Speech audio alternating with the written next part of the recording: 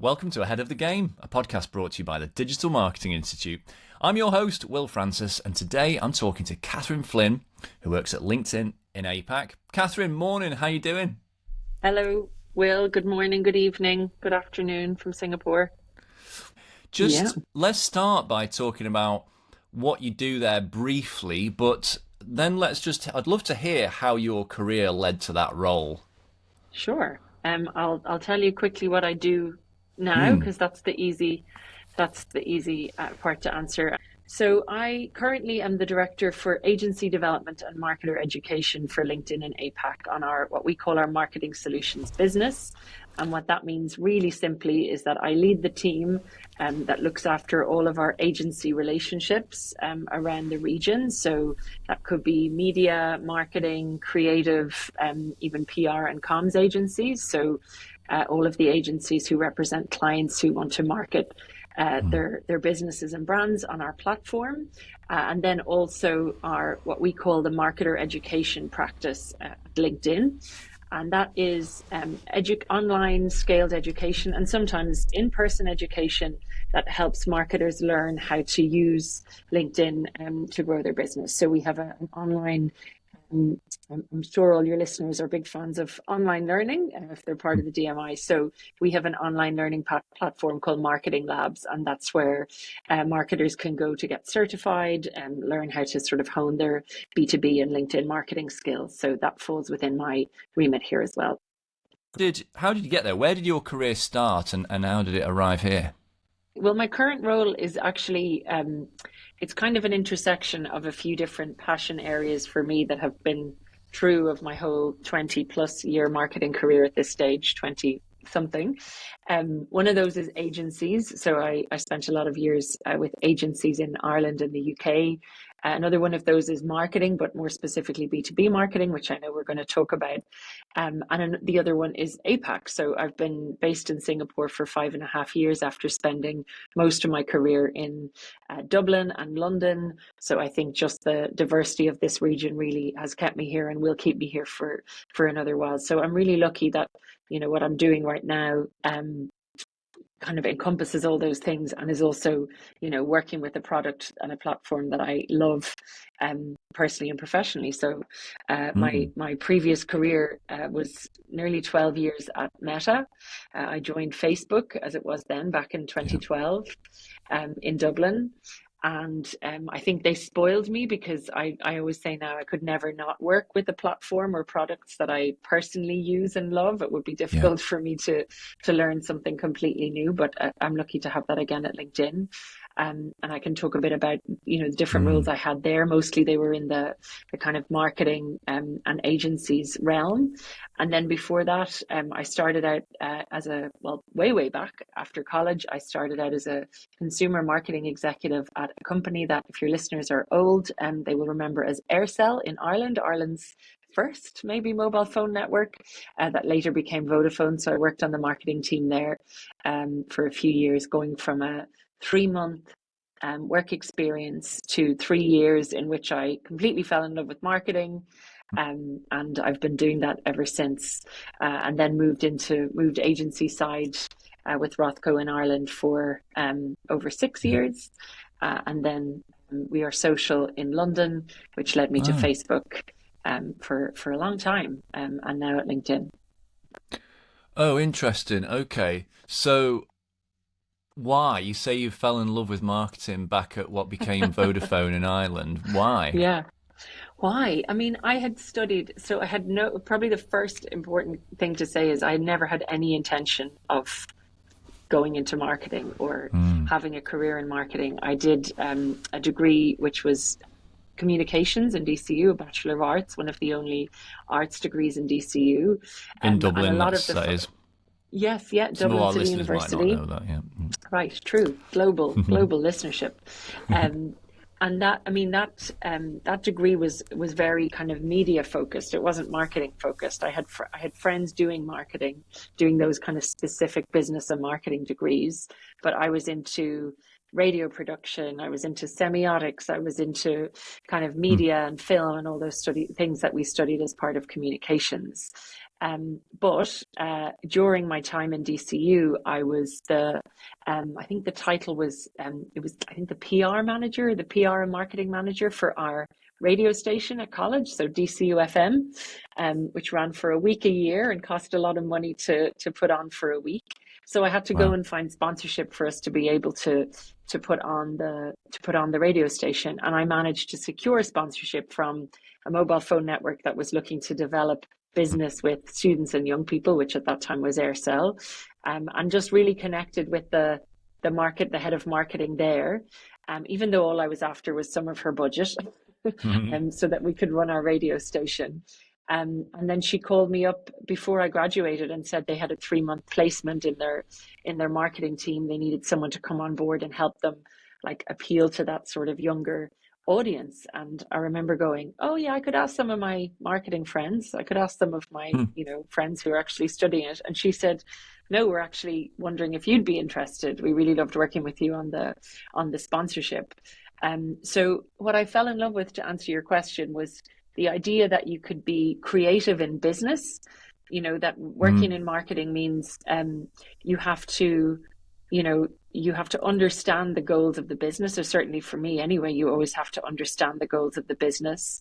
And then you have to really understand the end customer, or the end user, and you have to help that business or that company find ways to reach and sort of convince and appeal to that end customer.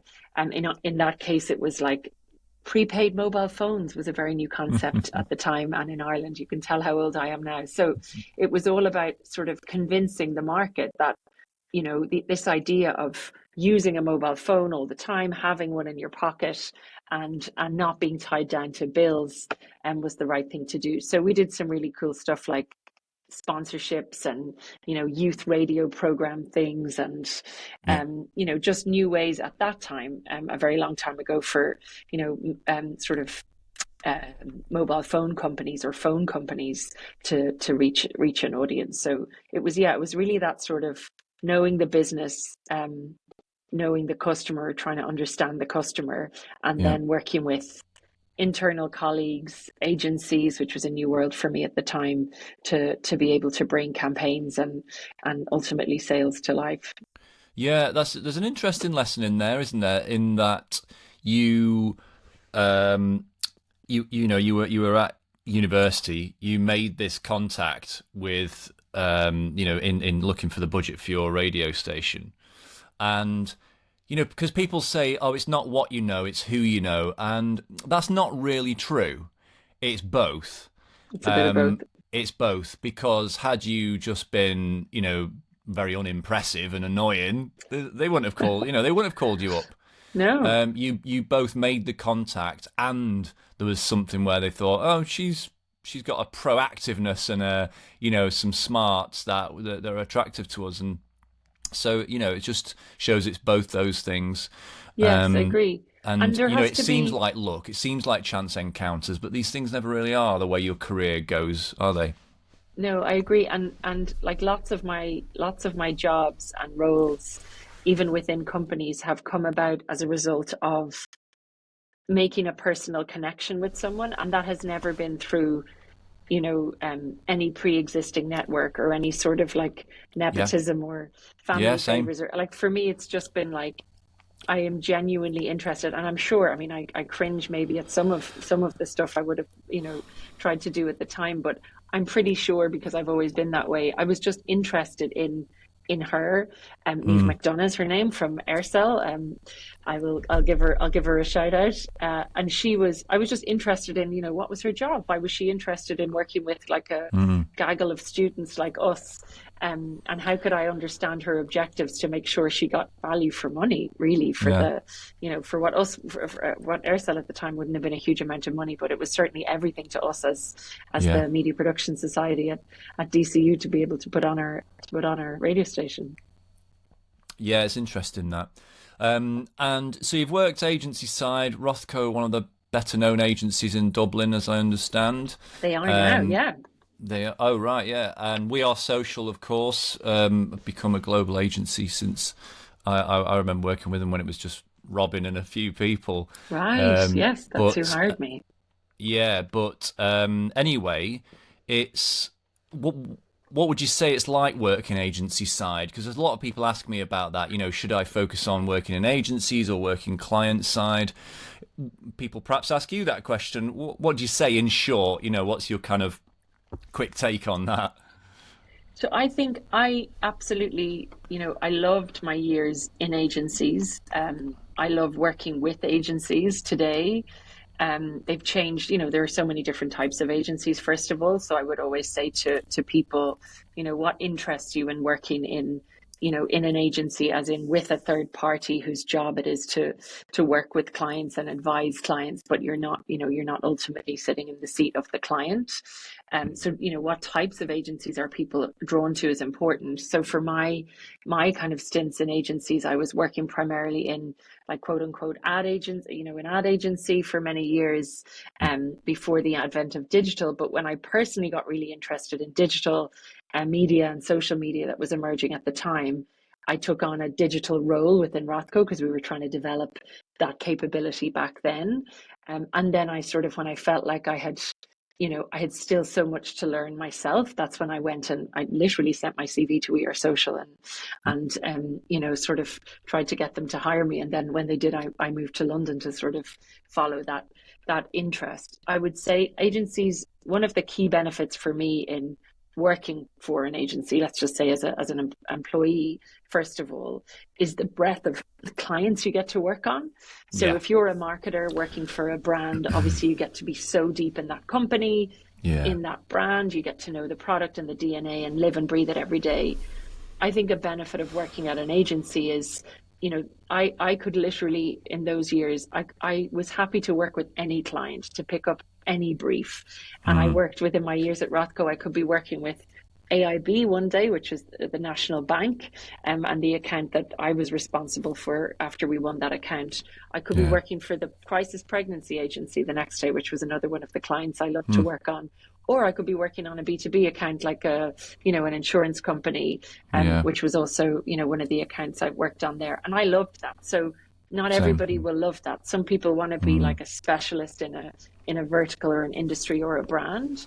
But if you are someone who just wants to learn as much as you can about what goes on at many different types of companies and then help them simplify and translate their needs into, yeah. be it creative if you're on that side, or media plans, digital performance, whatever that is, then I think that's one of the key benefits of working at an agency, is just that exposure and being able to test out your skills, such as they are, Yeah. as they develop on pretty much any type of client. Yeah, I describe it to people as like it's kind of like marketing boot camp, you know, Yes. and it's just relentless. It's exhausting. It's thrilling at times. It's exciting. There's all nighters. There can be a lot of pub time in the pub and late takeaways in the office and I could never do it after having kids. I could never work in an agency, let's put it that way. Yeah. It was far too, well, the way that I wanted to do it anyway. It was very involved and Yes, yeah, it can be. but a really good way to spend your earlier career years, or some of your earlier career years, because as you say, you just learn a huge amount, don't you? You just hoover up Yes, so much. knowledge, but also get to maybe work out what kind of industry you want to work in as well. Um, so that's interesting. So then you went to Meta, and you were working. Was that essentially B2B? At Meta? Yeah, Yeah, yes, it was certainly when I joined Meta, I actually joined in a sort of a sales role. So they yeah, hired yeah, me to lead an agency team, which we were selling ads, we were selling marketing, but they yeah. didn't have a lot of people at that time back in 2012 who understood how agencies ticked, made decisions. Facebook sort of knew at that time that agencies were important in the marketing decision making process, but Yeah. didn't really have didn't really have ways of working at that time that were suitable for agencies. It was all sort of going direct to clients, and like all we were really selling at that stage was little ads down the right hand side of your desktop news feed. So we didn't have a lot, we didn't have a huge amount to offer, but what we did have was the size of the audience and the growing audience and the time they were spending on Facebook. So yeah, I sort of took a decision at that time that okay, this job isn't exactly, I'm not going into a marketing role, but that was okay because I'd been agency side in a like account Yeah. leadership role. So I'm going to be, I'm going to be training and supporting and coaching a team of salespeople to relate and connect better with agencies so that Facebook gets a greater role Yeah. on the media plan. So and again in that sort of a role, you're talking to all types of brands, all types of agencies. So that variety was still there, but it was in a very different context. And I moved back from London where I was working for We Are Social. So I sort of have taken bets on my career that involved moving countries.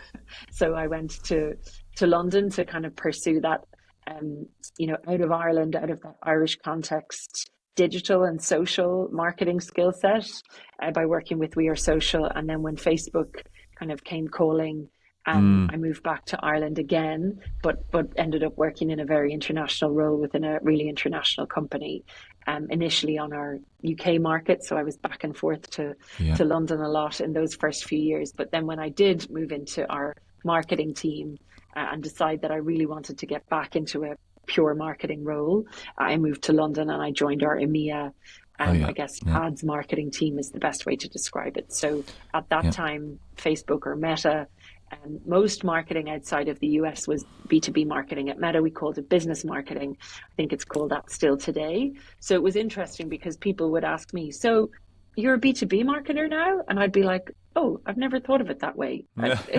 Is it B2B? Yeah, we call it business marketing. I guess it is B2B, but I have never, like even today, I struggle with the sort of black and white definition because I was like, I'm just a marketer. I'm just, I want to learn about stuff I haven't done before. So it was that's a good move for me that's at a that time. good seg into B2B really. So you think that line's quite blurred between B2B and B2 other things? Because, Well, I mean, some people, there's a great former colleague of mine called Scott Larson, who's now very, very senior global VP of creative at Salesforce, and he calls it B2P. So like B2 business to people. Yeah. And some people say business to humans. I think sometimes those people are trying to like not really face the fact that they work in B2B, and they maybe some people I don't wonder think that's that myself as glamorous. But I do happen to think it's just as exciting. But I think there are some key differences between consumer marketing as we traditionally know it and marketing which is driving a decision in a business context. So even if you don't call it B2B, if you're selling a product to an individual, so somebody looking to get you or me, Will or Catherine, to buy something, we don't have to convince anybody else. They just need to do a good enough job, at usually a certain amount of frequency to convince us to make a certain decision. Sometimes I do just click on ads in my Instagram newsfeed and something turns up on my doorstep. But generally, it's a decision that takes a bit of time, but it's only one person. Whereas in B2B, and there are many types of B2B companies. We can't tar it all with the same brush, but generally in B2B, you're trying to get a company and a group of decision makers to buy something. So it's not, or rarely is just click and one person makes a decision. So that's really the key difference, is that you're trying to persuade people, a group of people to make a decision. So that usually takes longer. You usually have to engage with them in different ways and through different channels and in a different context. So I think, I have certainly changed my mind a bit versus when I first moved into business marketing and I was like, it's all the same. People are people. We can talk to them in the same way. So it's a bit blurred, but there are definitely clear differences and clear areas of expertise that you need to have to work in each. There are, but of course, what I've noticed, and you'll have noticed recently, is that LinkedIn has become the place where people are challenging some of the boundaries of B2B and B2C, right? Yeah. So, here in the UK, we see brands like Surreal Cereal or Monzo Bank who have steamed into LinkedIn doing perhaps the kind of witty marketing that probably in previous times would have lived on what was Twitter, but now doing that on LinkedIn with relatable memes, jokes, witticisms. and it's going down really well. And I did a talk at an event alongside the copywriter at Surreal, who was ex-Innocent, and someone put their hand up and said, "Mate, sorry, just tell me again, why do you do LinkedIn as a granola brand?" And his answer was really simple. It's like, there's no other cereal brands there. We've got the place to ourselves. Basically, really that was the seed of the idea. Yeah. And thought, it's a really good point. And Monzo Bank are doing a very similar thing. They're a digital first bank here in the UK, kind of like Revolut type thing. If listeners haven't heard of it, still have my Monzo card. Will, it's not that long since I lived in London. I do still have the card because I love the colour. It's bright coral, and So, what do you think about that? And what do you think that might suggest about the line between B2B and B2C, particularly in places like social? So there's two things you're bringing up there that I love. One is that maybe the granola brand that you're thinking about are actually seeing the opportunity to use LinkedIn as a business to consumer platform. And we are seeing that. So while we are today predominantly a B2B marketing platform from an ads perspective, we're obviously also a jobs platform, and we're a selling platform, and building your sort of personal and professional brand platform. LinkedIn is over 1 billion members worldwide now. In countries in the region I'm based in, India is our second biggest market outside the US. I see it all the time with agencies in India where they're actually coming to us with consumer campaigns. So they're seeing the opportunity even before. We're not really actively out there pushing that because, for us to sort of say, we're not going to say we're the leading business to consumer platform, because you've got other digital platforms such as the ones I used to work for that have, much larger audiences, much more engagement. And you're also in a different context when you're on LinkedIn versus when you're on Facebook or Instagram. But the brand you talked about, that example which you mentioned, like that's a really smart brand or marketing team saying there are way more people on LinkedIn now than there used to be. Maybe less people are on Twitter or any other platform, or they don't want to be maybe on those other platforms for various reasons. And where exactly that? Where are our competitors not? Where can we make a splash if we do it in the right way? So that's just really smart marketing. That's like, understanding that there's a channel that you can probably get on before other people can. But I will bet, or certainly what haven't seen that advertiser specifically, but we are seeing consumer brands coming onto LinkedIn, but the ones who are doing it well are still mindful that they're on a professional platform. They're making that connection, aren't they, to work in some way? Yeah. So it'll be something about work, or like another huge use for LinkedIn these days is learning. You might be familiar with LinkedIn Learning. You can take thousands of courses. So you can also make the connection with people are here for a number of reasons. They're here to look for jobs. They're here to learn. They're here to network. They're here to, get their own sort of expertise across. So if you can play on that, then I think, we're an open platform. Anybody can leverage it. So that's really interesting. And we do see it. We're still really clear that we are like firmly in the B2B lane, and we'll keep investing in being a brilliant platform for B2B brands because we don't have a lot of competition in that space. But certainly what you've called out is really it's really happening. And the other thing that you've brought up that I'm also really happy to see is, B2B marketing should be creative and it should be fun, and people shouldn't go, you can't be fun in B2B, or you can't be funny. You have to be blue and gray and, percentage points and stats and 4x ROI or whatever. That's where people are people. Like, I don't take off my funny hat when I come to work and only like ads that are serious. I still expect to be entertained. And we are seeing in any research that we're doing through our B2B Institute, which is our B2B think tank at LinkedIn, brand is the single biggest differentiator in B2B today. Creative is a really big differentiator because if AI is helping to automate excellence in media planning and data analysis, all of the things being equal with technology, what's going to differentiate you other than your creative approach and your ability to build a memorable brand? Good. Yeah, you very well said. I agree. And that brand is built through both paid and organic. I mean, you're more on the paid side. Do you support brands in any way on the organic side, For sure. and help them think that through? Yeah, for sure we do. And my team's work predominantly is with agencies. So, Of but course. it's the same approach on the client side. The fastest route, or the best and most powerful route to revenue or to building your business, is building people's connection with the platform. So, this was always, when we go in and we teach an agency's leadership team or a brand's marketing leadership team to leverage LinkedIn to build their own personal brands, professional brands, they suddenly understand how they can do that for their clients. Or over time they do. Or we will see often that our biggest advocates within agencies are individuals, leaders, or experts who already invest in their own LinkedIn profiles and who are Got it. publishing content about media or marketing. They're thought leaders, themselves. And sometimes that sounds like a lofty term, but it's really not. So we always, a couple of things that we do that are not necessarily tied to media spend or spending money on LinkedIn. We run what we call rock your profile sessions or workshops for some of Yeah. our clients and agency partners. We partner with executives to help them develop their company's thought leadership strategy. So what they're going to post, how often they're going to post, etc.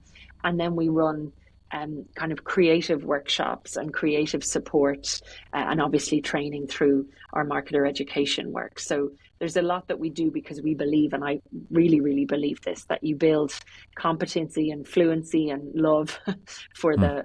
the platform, and of course then you will start being recommended as a as a media channel or as a marketing investment.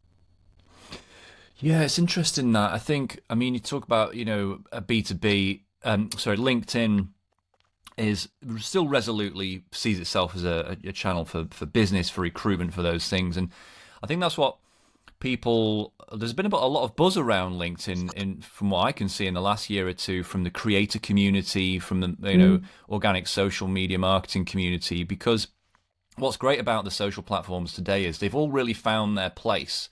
When people talk about social as a channel, I always think that's quite laughable, because it's actually Yeah. it's a series of incredibly unique and different channels, isn't it? Like LinkedIn is nothing like TikTok, which is nothing like Facebook, and which is nothing like Instagram. And people think those two are lumped together because they're both owned by Meta, but they're both completely different. And so LinkedIn's really found its place, and it's owning that space. And it's not really, from what I can see, massively challenged, is it? No one else is trying to be the business recruitment resume platform. So, but it is very specific. And what do you think about? I always think it's interesting. You look at a brand like Ryanair, great Irish brand, and Yeah. if you look at their TikTok, it's all like talking planes and memes about flying. But if you look at their LinkedIn, it's completely different. It's like, the CEO talking about things, talking about, the trying to get the restrictions lifted at Dublin Airport, various bits of like aviation industry news and activism and stuff. Wildly different. Yeah. So I suppose my question to you is, can a brand be a very different, very specific version of itself on LinkedIn?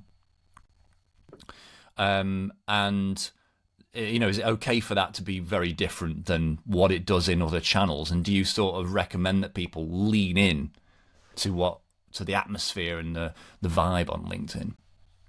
So yes, I would definitely recommend that. Like, the context of LinkedIn as a professional social network is front of mind, front and center.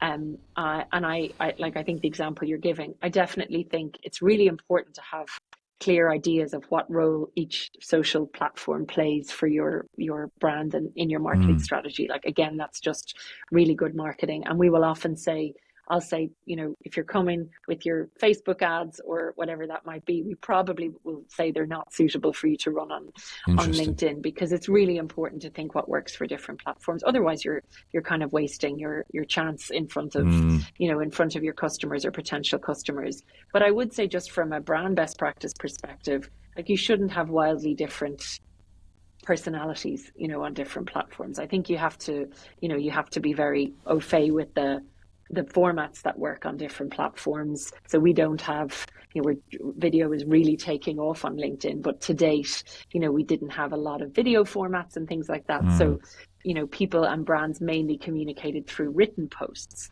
And we're seeing that change. There's a lot more video being published on LinkedIn and consumed on LinkedIn. But that's an example maybe of where, a company might spend a lot more time on written and photos, visual posts for LinkedIn, but video on other platforms. But I think if a brand appears, it's a bit like if I'm completely different at work and outside work, like that doesn't feel authentic. I'm generally, I'm a bit more professional, a bit more serious, probably most days, not every day in the office. And then I'm a bit more relaxed around my, friends and family, but I'm the same me. And that's important to me. So I think we know that, consumers, people, all of us, business decision makers, or whatever context we're operating in, we appreciate even more now. We appreciate authenticity. Younger buyers, 75% of B2B buyers today are under the age of 35. So we tend to think about, B2B decision makers, quote unquote, as like, middle-aged men in suits sitting around a boardroom table. But actually, there could be a Gen Z at home doing all the research, online, and will never meet you in person or download your white paper or whatever that is. So I think the more the audience changes, and we certainly see this on LinkedIn with Gen Z being our fastest growing audience, the more brands have to think about, operating in a way that will be authentic, rather than thinking about, I must be super serious on LinkedIn, because as you've called out earlier, there is a room for levity. There is room for, for video, for fun content. You can still do that in a professional context. Yeah, definitely. I mean, you must have seen a lot in your time. I'm not asking you to sort of call anyone out, name any names, but when B2B marketing falls flat and ultimately just flops a bit, are there very common reasons why that happens that you see time and again? Well, I mean, I think there's been a ton of analysis done by LinkedIn, at LinkedIn, but also, by many, many bodies out there in the industry, like the IPA and System 1 and, lots and lots of others. I think when growth, so one of the things, common challenges, I think, in B2B right now is that B2B marketers are finding that old methods that were successful before are suddenly not as successful. So, my lead generation tactics are not as successful as they were a few years back. My ads are not performing as well as they used to. Now, there's a clue in that statement, as they used to. So, you're still running the same ads you were running. There's a thing called creative wear out. But I think sometimes what we don't think about, or what marketers who are struggling to kind of maybe find success are not thinking about, is the audience is changing. So the audience is, getting younger, consuming content through different types of channels, and businesses are making decisions in different ways. So today, when we see campaigns not performing as well as maybe they were destined to, would be, maybe the creative has worn out, or there's only one type of creative for the whole buyer group. Like we talked about, B2B decisions tend to be made by multiple people, but like you're only targeting the IT decision maker, and you're not thinking about all the other people who might be in that decision. Or the creative is not appealing to emotions, because we forget sometimes that like B2B buyers have emotions and have feelings. And if you're just pushing stats at them, that creative, if it's not, there's a time and a place, by the way. Like if a buyer is in market and needs to make a decision and needs evidence, then that's when you push case studies at them, or key data points.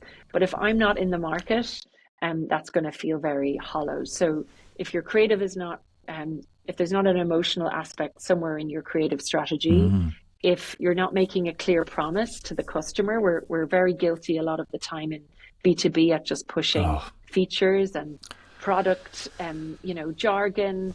And that's, no surprise, that's becoming increasingly, there's a lot of wallpaper type advertising that happens in B2B, certainly, that we see on LinkedIn. So those are some of the those are some of the reasons. Well, that's the thing, because when I scroll down LinkedIn, I see a lot of ads that are blue and grey. They Yeah. are saying really abstract things like innovate to growth, or just like really kind of things that don't really mean anything. And you're like, okay, I mean, I've like you, I've got 20 plus years in marketing. Like I understand marketing, but I still am slightly perplexed because I'm like, well, is this okay because they're just trying to drive brand awareness? They don't really want anything from the ad. You know, maybe the person behind this campaign literally just wants everyone to have seen their brand. End of. Fine. Or do they not know what they're doing? I often wonder that. So I don't know what Yeah. my question to you is, but do you sense that ultimately a lot of people in those kind of businesses just maybe they haven't really invested in creativity? That's my suspicion. Hmm. And they just think, well, let's just put something out there based on other materials that we have.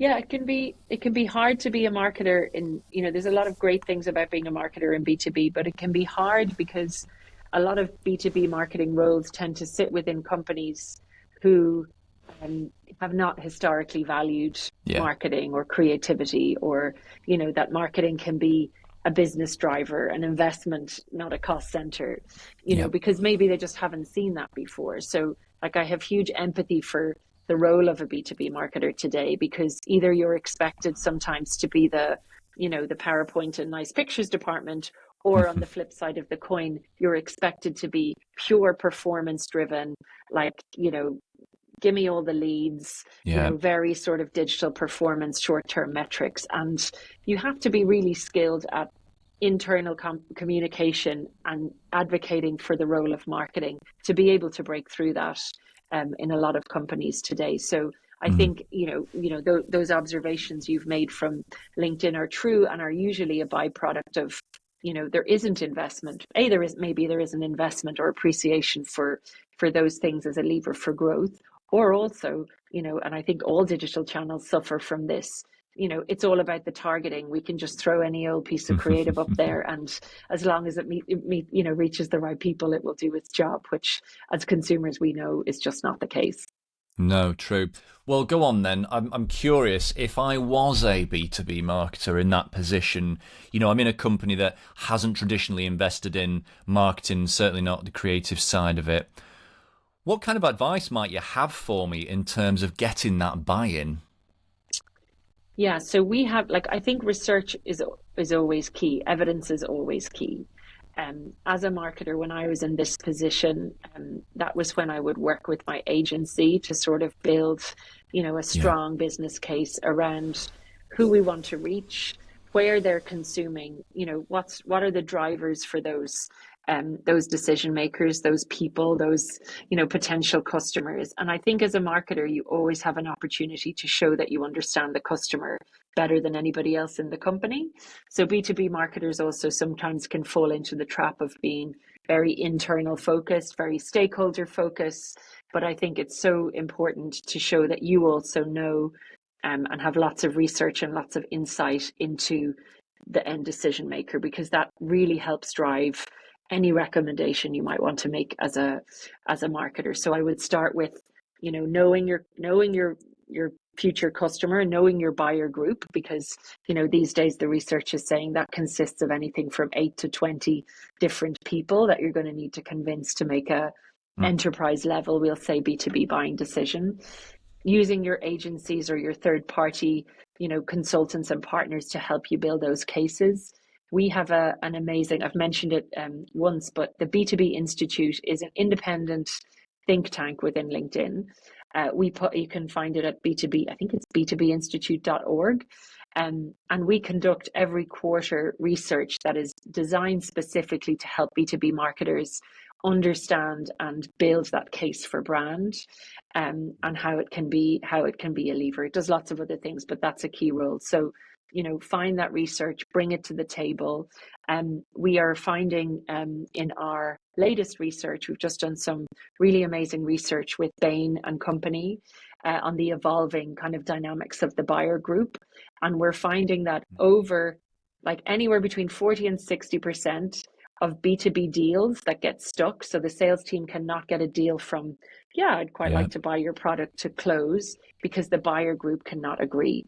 And the main factor in getting the buyer group to agree is brand, in short. Because, and when I say brand, I don't mean fancy campaigns and Yep. Super Bowl ads and, branded airplanes. I mean, the reputation of the company, the mental availability for that brand with all members of the buyer group. You can build that through in multiple ways. They don't have to be, Yeah. traditional things that we think about brand, like TV ads and cinema and all of that.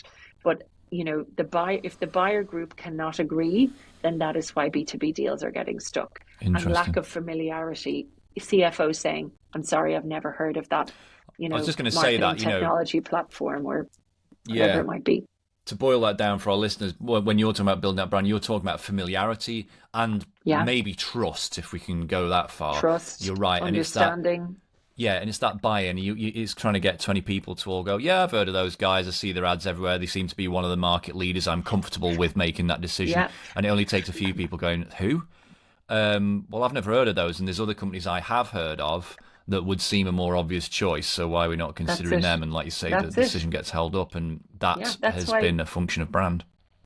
That's why the phrase "nobody ever got fired for buying IBM" exists. Or in my old ad days, it was "nobody ever get fired for buying TV," when we were trying to, really convince decision makers of the important role of digital channels. So, unfortunately, it's hard. Like, I was one of these people as a B2B marketer who was, trying to get my stakeholder group to buy into, maybe it was a new MarTech platform that I believed would help us, have a better insight into the performance of our, where we were getting leads from and how they were performing. But, when you get to it's not that you can't introduce an unknown brand, but that unknown brand has to be doing a lot of work to build familiarity with all of the key business decision makers that they might need to.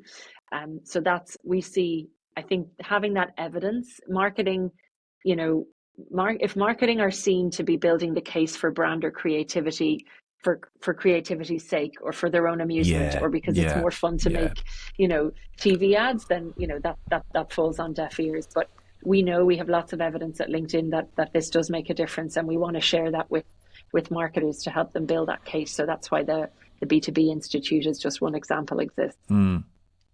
What's interesting with LinkedIn, one tactic I talk about with people is this idea that because you can target by specific companies, for instance, and job titles within those companies, you can create this, I don't want it to sound deceitful, but you can create this illusion of ubiquity, can't you? So if I want to, I don't know if this is the way you want to put this across, but this is how I talk about it. So if I was running a marketing agency in London and I just wanted to work with Coca-Cola as my next client, I could just have people at Coca-Cola repeatedly see my ads most days of the week. And it might be only them that's seeing them. Surround sound. Right. But little do they know, they're being absolutely just hammered with my ads in a way that no one else is. So that when I pick up the phone or I meet someone from that works there at the next big conference in London, they'll be like, oh, yeah, I know, I've heard of that agency. And there's already that sort of comfort and familiarity. And so I suppose that leads me on to my next question. In B2B, is there an expectation that marketers are really working alongside closely with sales in a way that isn't maybe happening so much in B2C? I think that's not just an expectation, but for me, that's actually one of the brilliant things about B2B marketing. It was certainly one of the things that, once I sort of accidentally ended up at Meta in a B2B marketing role, because that was the kind of marketing roles we had, I realized that this was something that I loved. And it goes back to that thing I talked about, what I liked about my early agency days. I think it's like being able to be close to someone's business. So, being able to partner with, I think it's really important, actually, before I say this, to say that I don't think B2B marketers should only partner with sales. I think it is easy to only partner with sales, because the motion and the way of working inside a lot of B2B focused companies or teams is that, like, sales and marketing are tightly intertwined, and you need to be close, but you also need to have a very close relationship with product, Yeah. If you're in one of my kind of most productive cross-functional relationships in, one of my kind of key B2B marketing roles at Meta was, sitting alongside product and engineering and research as much as I did alongside the sales team every day. Because, back to this, knowing Google have this great phrase in their marketing called know the user, know the magic, connect the two. And that's, I think, something that was primarily designed for consumer marketing, but it is still really important in B2B, because if you don't know the magic of the product, and if you don't know the needs of the end, user or customer, you can't help your sales team in the way that you should really want to help your sales team. So, I've never met a sales team that didn't really, really want to work with a marketing team who could give them new information about their customers or a new way to describe the product. I think we can undervalue our roles sometimes in marketing, but particularly in B2B marketing. But yeah, I Yeah. think that partnership with the business on the front line is one of the reasons I choose to work in B2B. It's interesting, that, isn't it? I get a lot of questions about that myself, and because I get a lot of people who work in industries that are incredibly technical, things like pharma, medical devices, legal. And the problem there that B2B marketers have is they are not experts in the product, right? If you work for one of the big law firms in the marketing department, you don't understand.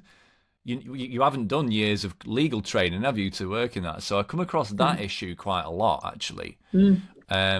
And to some extent, AI is helping with that, because AI can be a great way to summarize and distill and teach you about things. But yes, even though sometimes it's a challenge, you're right, it is important, isn't it, for the B2B marketer to be really quite close with everyone in the business and with everyone, and being able to add value and bring value to everyone. I think there are some things that marketing does really well and that people often don't expect marketers to do, but the marketers who will be most successful and end up with a seat at the business table rather than just being in the marketing box, like if you want to progress into leadership roles, for example, and sit where the business decisions are made, you've shown curiosity for the business. If you don't know the industry, just you're just someone who asks great questions. And I've gone into insurance companies or into like really sophisticated product teams at the tech companies I've worked at, and I've said, just tell me a bit more about that, or like, so how does that show up in the app, or how would that look to a user? And most times you'll get someone saying, oh, I've never thought about it like that, or thanks for asking me, or let's simplify it a bit. So I think be confident in what you do bring as a marketer, and be curious enough to ask questions about the stuff where you don't have, for good reason, years of expertise. True. And confident to ask those questions, because a lot of us feel too daft, don't we? We're worried about looking like, people going, sorry, you work here, how do you not know that? It's like, well, I'm the marketing person. I'm aware that our time is drawing to a close, so I've got a couple more questions for you. Sure. The first one, I want to ask you a little bit about life in APAC, in Singapore. Yes. What's it like working there? In short, what are the key differences between working there and your time in Dublin and London?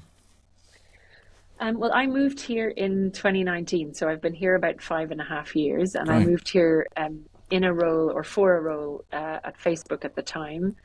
And a lot of people were kind of surprised, because they were like, well, you're doing this cool global job in London at Facebook, and why would you want to go? And I was not super young or early in my career at the time. Why would you want to go all the way to the other side of the world, to somewhere you barely know, and kind of like risk your career there? But for me, it was all about learning, and it continues to be all about learning. So I saw an opportunity where I already knew EMEA markets really well. Arguably, I already knew North America quite well, because I'd been working at, a US company for a long time. And for me, I had some exposure to Asia in my last job. And there was just this sort of like infinite number of markets that were all so different from each other, with all of these different language. Like we used to say, EMEA is many, many countries, and it is. Yeah. But like in APAC, APAC is not a market. It's hardly even a region. It's anywhere between 40 and 50 plus countries, Wow. depending on who you ask. And most of them have their own societal dynamics, economic dynamics, marketing dynamics. And that's incredibly intimidating in some ways, but also infinitely exciting as a, Yeah. as a person and as a professional to just have moved here and sort of be able to test myself and test ourselves. Myself and my now husband took the leap together, and Wow. we've both learned a huge amount professionally and personally since we moved here. So I would say the differences are mostly around like that uniqueness in the different markets. Like you can't group a Japan and an No. Indonesia together and Yeah. make a decision.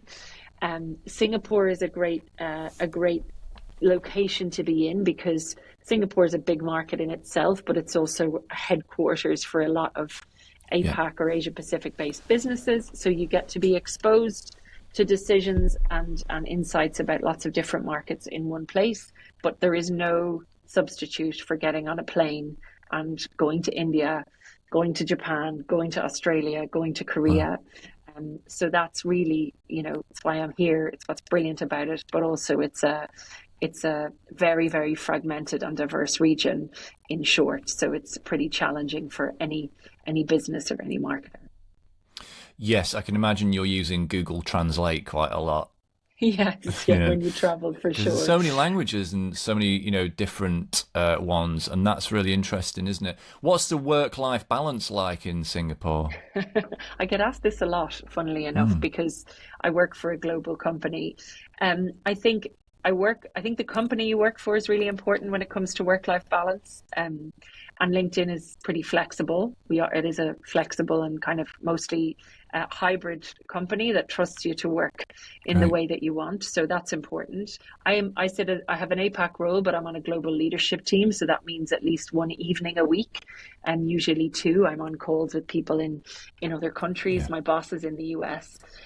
So I would say it depends on your definition of work-life balance. My definition of work-life balance is having the flexibility to do what I need for my own life and well-being and my family when I need to do it. And then being able to work, where I'm trusted to get the job done. So I'll give you an example in specifics.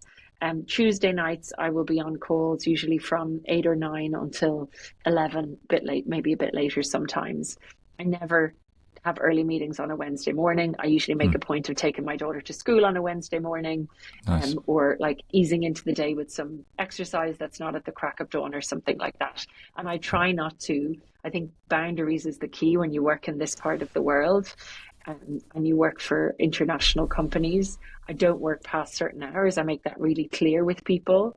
And I make it clear what mornings I am open to taking calls and what evenings I'm open to doing that. And then everything else I block out. So I think my work life balance is Mm. good because I've learned over the years, sometimes the hard way, that I need boundaries in place, and also that I need flexible employers and bosses that, trust me and enable me to strike that balance. But it looks different for me than at work. It might look for someone else on my team, maybe. Yeah, well, it's great that you've got the confidence. I think that's what it's about. Some people are Mm. just worried about saying those things like, I can't do a call Wednesday morning, and it feels really weird to say because I'm doing something personal or because I was working late because I've got to take, someone to school or something. We feel bad about saying those things, guilty, like we're being, do you know what I mean? And but Yeah, you've got over. I think maybe is that something that only comes with time, having the confidence to set those boundaries. for sure. Some of it comes with time and age and experience and Mm. making the mistakes early. I always say, like, I made the mistake, so hopefully some people don't have to. And, Yeah. one of the things I have learned as I have gotten, into more senior roles and had like bigger teams and more, leadership responsibility, I have to say those things out loud because if I Yeah. don't say those things out loud, then people on my team will think that they don't have the permission to make those decisions Yeah. for their families. So I will send a Nice. message saying, I'm at the gym, or I don't text when I'm at the gym, but like I'm on my way to the gym. I'll get back to you afterwards. And I try to be like I can't, but can we do it this way? So Like Yes. I refused a call last night, or sorry, yesterday was Sunday here, but I refused a call one of the nights last week. But I said, how about we kick it off over a shared doc, and you're on your time zone and you start the conversation, and when I get online in the morning when I'm able to, I'll contribute, and if we think we still need a call, let's have a call. We didn't need a call is the short answer. We figured it out. So I usually try and offer Great. other ways to connect, because it's really quick to say, I'll just throw a meeting on your calendar. But Yeah. I have a colleague in the US, I send her voice memos like I would with my mother back in Ireland, because that's Nice. just an alternative to having to carve out a Asynchronous. window in time. Yeah. Asynchronous, that's Yes. one of the That's it. advantages of how we can all work today. Modern tech really allows for that. Great. Well, it's been fantastic talking to you. I'd like to end just by Likewise. asking you if you've got a few tips for anyone considering making the shift into B2B marketing. And thank you, Will. It's been a pleasure talking to you as well. The first thing I would say to anybody, if we're assuming they're not currently in B2B marketing, or if they're in consumer marketing, I would say great decision. I think that is where the future is from a marketing perspective, because what people don't realize a lot of the time is that B2B is on the edge of a new era. So if you like change and if you like, innovation, then it's a great idea. First of all, I would, do some research and do some training. So start with things like, we have marketing labs Yeah. for LinkedIn. Start with something like that. It's free. Maybe get a couple of certifications, test it out, see if you actually like what B2B really is. Go to the B2B Institute, read some of the research, follow some, great B2B marketers on LinkedIn, like Antonia Wade, who's the CMO of PwC, is just one that comes to mind. Leandro Perez at Salesforce here in APAC is a fantastic marketer, really putting it out there on LinkedIn. There's some great examples. So do your research, dip your toe in, and do some training. I would say speak to sales or product people who are at B2B companies currently, or if you're in a company that does a bit of B2B and B2C, go and chat to some of the B2B people, see what they're working on and what their challenges are from a growth point of view. And I guarantee you will start to have ideas about how you could help them, how you could help them solve them as a marketer. And I can also guarantee you, like, what you think are some basic marketing ideas might blow their mind, because bringing some creativity into those conversations is not always what they're used to. And then when it comes to job hunting, if you've decided you want to sort of start looking and see what jobs might be out there in B2B, be open to different names of companies. Be open to, there's a lot of very well-known B2B brands out there like Salesforce and Cisco and Canva and lots of other ones. But there are also lots of companies that, you had a guest on a few episodes ago from, he works in education tech, and you wouldn't recognize the name of his company, but like the work is so exciting. The platforms that company are developing are so exciting. So I think, be a little bit more open to, working at a company or starting a conversation with a company that you might not know their name, or your family and friends might go, who? Because, the fulfillment of the work, I would say, is much more important, and you can always make them really well known once you get in there. That's the opportunity, isn't it? Yeah. Well, look, thanks so much. Really appreciate all your time. It's been great to talk to you. Will. Very, very Likewise. interesting. I've learnt loads. Just remind people Great. where they can connect with you online. Well, there's this platform called LinkedIn, and if you type in Catherine Flynn, you will find me hopefully somewhere near the top of the results. So that's certainly where I spend most of my social media time these days. So yeah, Catherine Flynn on LinkedIn. Feel free to connect. Hopefully we can connect also, Will. We will do. Oh, absolutely. Yeah. Great. Well, thanks again, and hope to chat to you again soon. Cheers, Catherine. Thanks. Take care. Bye-bye.